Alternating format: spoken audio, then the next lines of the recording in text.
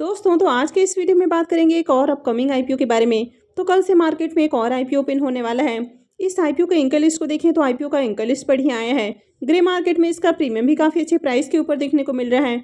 तो चलिए जानते हैं कि कंपनी का बिजनेस कैसा है, इसके फाइनेंशियल कैसे हैं और इस आईपीओ में अप्लाई करना है या फिर नहीं करना है। तो चलिए वीडियो को शुरू करते हैं। लेकिन इससे पहले कि मैं वीडियो को शुरू करूं, अगर आप इस चैनल पर पहली बार विजिट कर रहे हैं या फिर आपने चैनल अब तक सब्सक्राइब नहीं किया है तो चैनल को सब्सक्राइब कर लें और साथ में वीडियो को भी लाइक कर दें। तो आईपीओ का नाम होने वाला है एस्कोनेट टेक्नोलॉजीज आईपीओ। ये आईपीओ 16 फरवरी यानी कि कल से ही ओपन हो रहा है और ये 20 फरवरी को क्लोज होगा। फेस वैल्यू 10 रुपये पर शेयर है। बुकिंग प्राइस 84 रुपीज़ है और आईपीओ में 1600 शेयर्स का लॉट है। आईपीओ के साइज को देखें तो आईपीओ 28.22 करोड़ का है और ये पूरी तरह से फ्रेश इशू का आईपीओ है और ये एसएमई आईपीओ है। तो कंपनी एनएसई एसएमई पे लिस्ट होने वाली है। अब आईपीओ में रिजर्वेशन पोर्शन को देखें तो यहाँ पर क्यूआईपीएस के लिए 50% का पोर्शन है, रिटेलर्स के लिए 35% और एचएनआईज के लिए 15% का पोर्शन दिया गया है। तो आईपीओ कल से ओपन होने वाला है, लेकिन कोई भी आईपीओ एंकर इन्वेस्टर्स के लिए एक दिन पहले ही ओपन हो जाता है। तो आज इसमें एंकर इन्वेस्टर्स की ओर से बिडिंग आती हुई देखने को मिली है और एंकर इन्वेस्टर्स को इस आईपीओ में 9,53,600 शेयर्स एलोकेट किए गए हैं। यानी कि अगर एंकर इन्वेस्टर्स के पोर्शन साइज को देखें तो 8.01 करोड़ का जो पोर्शन है वो एंकर इन्वेस्टर्स को एलोकेट किया गया है। तो चलिए इसके एंकर लिस्ट को भी देख लेते हैं। एस्कोनेट टेक्नोलॉजीज आईपीओ की अगर आप एंकर लिस्ट को देखें तो आईपीओ का एंकर लिस्ट बढ़िया देखने को मिल रहा है। यानी कि आईपीओ 28 करोड़ का है और यहाँ पर 4 एंकर इन्वेस्टर्स आते हुए देखने को मिले हैं। तो आईपीओ का एंकर लिस्ट बढ़िया है। इसमें आपको परसिस्टेंट ग्रोथ फंड देखने को मिल रहा है, इंडिया मैक्स इन्वेस्टमेंट फंड है, क्राफ्ट इमर्जिंग मार्केट फंड है और इसके अलावा ईस्टर्न कैपिटल देखने को मिल रहा है। तो बड़े इन्वेस्टर्स भी आईपीओ को लेकर डिमांडिंग देखने को मिल रहे हैं। अब इस आईपीओ में लॉट साइज को देखें तो आईपीओ में 1600 शेयर्स का लॉट है। यानी कि एक लॉट के ऊपर इन्वेस्टमेंट अमाउंट 1,34,400 रुपये रहने वाला है। इस कंपनी में प्रमोटर्स की होल्डिंग को देखें तो अभी प्रमोटर्स की होल्डिंग 89.18% देखने को मिल रही है और आईपीओ आने के बाद प्रमोटर्स की होल्डिंग 64.94% रहने वाली है। ये जो कंपनी है 2012 में इनकॉर्पोरेट हुई है और कंपनी आईटी से रिलेटेड सर्विसेज ऑफर करती हुई देखने को मिलती है। ये company high end super computing solutions और डेटा सेंटर फैसिलिटी ऑफर करते हुए देखने को मिलती है। तो इसमें आपको storage server, network security, virtualisation और डेटा प्रोटेक्शन देखने को मिलता है। तो यहाँ पर कंपनी कई तरह के सर्विसेज ऑफर करती हुई देखने को मिल जाती है।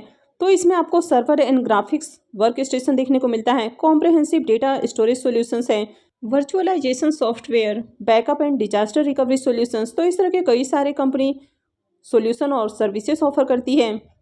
अब ये जो कंपनी है ये आफ्टर सेल्स सर्विसेज भी ऑफर करती हुई देखने को मिलती है। तो इसमें आपको आईटी हार्डवेयर इंस्टॉलेशन और configuration, deployment and seamless integration of diverse IT infrastructure software, इस तरह के काफ़ी सारे सॉल्यूशंस और सर्विसेज कंपनी आफ्टर सेल्स भी देती हुई देखने को मिलती है। तो कंपनी की सब्सिडरी कंपनी भी देखने को मिल जाती है जिया क्लाउड सर्विसेज, जिसके through company cloud based services भी ऑफर करती है। अब कंपनी के क्लाइंट लिस्ट को देखें तो यहाँ पर आपको मिनिस्ट्री ऑफ डिफेंस देखने को मिलता है, नेशनल इंफॉर्मेटिक्स सेंटर मेटी, Indian institute of technology, Indraprastha institute of technology, Bharat electronics limited, oil and natural gas commission limited. तो यहाँ पर कई सारे आपको नाम देखने को मिल जाते हैं इनके क्लाइंट लिस्ट में। तो अगर ओवरऑल कंपनी के बिजनेस को देखें तो कंपनी का बिजनेस तो आपको बढ़िया देखने को मिल रहा है। कंपनी के फाइनेंशियल को देखें तो कंपनी के फाइनेंशियल के नाम पर आपको मात्र 2023 के कंप्लीट फाइनेंशियल देखने को मिलते हैं और फाइनेंशियल 24 के 6 मंथ यानी कि 2 क्वार्टर के फाइनेंशियल हैं। तो इससे कंपनी के ओवरऑल फाइनेंशियल हेल्थ का आपको पता नहीं लगता है।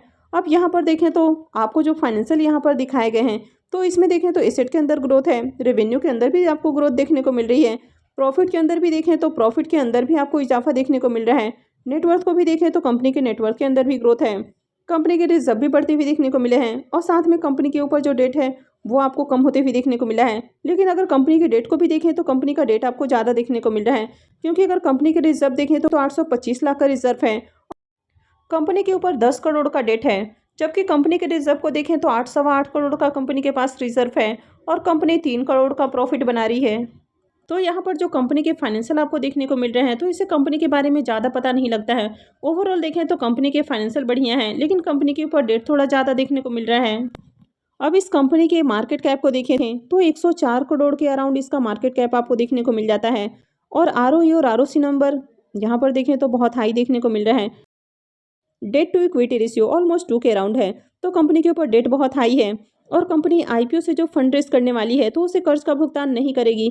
तो ये जो डेट है आगे भी कंटिन्यू रहने वाला है। रिटर्न ऑन नेटवर्थ को भी देखें तो ये नंबर भी बढ़िया आपको देखने को मिल रहा है।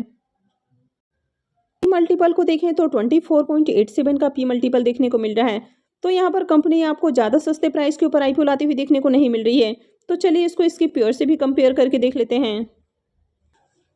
अब इस कंपनी के पी मल्टीपल को देखें तो ये 24.87 का देखने को मिल रहा है, जबकि E2E नेटवर्क के पी मल्टीपल को देखें तो ये 26.11 का देखने को मिल रहा है। वैसे नेटवेब टेक्नोलॉजी के पी मल्टीपल आपको यहाँ पर देखने को नहीं मिल रहे हैं। वैसे E2E से कंपनी का जो पी मल्टीपल है वो ज़्यादा कम देखने को नहीं मिल रहा है, लेकिन अगर इसके ईपीएस को देखें यानी कि कंपनी के ईपीएस को देखें तो ये आपको अच्छा देखने को मिल रहा है, लेकिन कंपनी के फाइनेंशियल पे ज़्यादा भरोसा नहीं किया जा सकता है। तो ओवरऑल देखें तो कंपनी आपको थोड़ा सा ओवर वैल्यूड प्राइस के ऊपर आती हुई देखने को मिली है, हालांकि बहुत ज़्यादा प्राइस ओवर वैल्यूड नहीं है। अब आईपीओ के ऑब्जेक्टिव को देखें तो कंपनी आईपीओ के जरिए जो फंड रेज करने वाली है तो उसका यूज़ वर्किंग कैपिटल रिक्वायरमेंट्स के ऊपर करने वाली है, उसके बाद अपनी सब्सिडरी के कैपिटल एक्सपेंडिचर के ऊपर खर्च करने वाली है, और तीसरा है कि जनरल कॉर्पोरेट एक्सपेंसेस के ऊपर कंपनी खर्च करने वाली है। तो आईपीओ के इम्पोर्टेंट टाइम टेबल की बात करें तो आईपीओ 16 फरवरी यानी कि कल से ही ओपन हो रहा है और ये 20 फरवरी को क्लोज होगा। आईपीओ का अलॉटमेंट डेट 21 फरवरी रहने वाला है। रिफंड डेट 22 फरवरी रहेगा। क्रेडिट डेट भी 22 फरवरी होगा और आईपीओ की लिस्टिंग 23 फरवरी को होने वाली है। तो चलिए अब इसके प्रीमियम को भी देख लेते हैं। अब एस्कोनेट टेक्नोलॉजीज आईपीओ के अगर आप प्रीमियम को देखें तो इसके प्रीमियम में भी तेजी देखने को मिल रही है।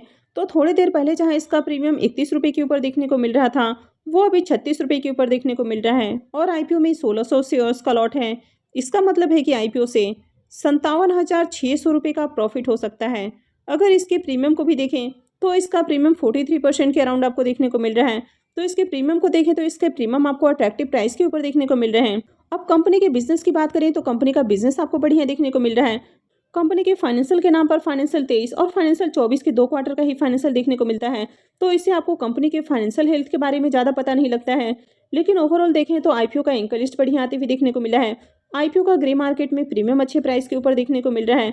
तो यहाँ पर कल आपको आईपीओ में अप्लाई नहीं करना है, क्योंकि अभी देखें तो ग्रे मार्केट प्रीमियम कभी भी आपको डाउन होते हुए देखने को मिलते हैं, यानी कि कभी भी ग्रे मार्केट प्रीमियम के अंदर आपको गिरावट देखने को मिलती है। तो यहाँ पर आपको पहले देखना है कि आईपीओ में किस तरह की डिमांड आती हुई देखने को मिलती है। अगर आईपीओ में आगे बढ़िया सब्सक्रिप्शन आते हुए देखने को मिलते हैं और इसके प्रीमियम भी स्टेबल रहते हैं, या इसके प्रीमियम में थोड़ी सी और तेजी देखने को मिलती है, तब जाकर आपको इस आईपीओ में अप्लाई करना है। तो मैं आगे भी आपको इससे जुड़ी हुई अपडेट देती रहूंगी कि आपको इस आईपीओ में कब अप्लाई करना है। तो इसके लिए आप चैनल से जुड़े रहें और चैनल को सब्सक्राइब करके रखें।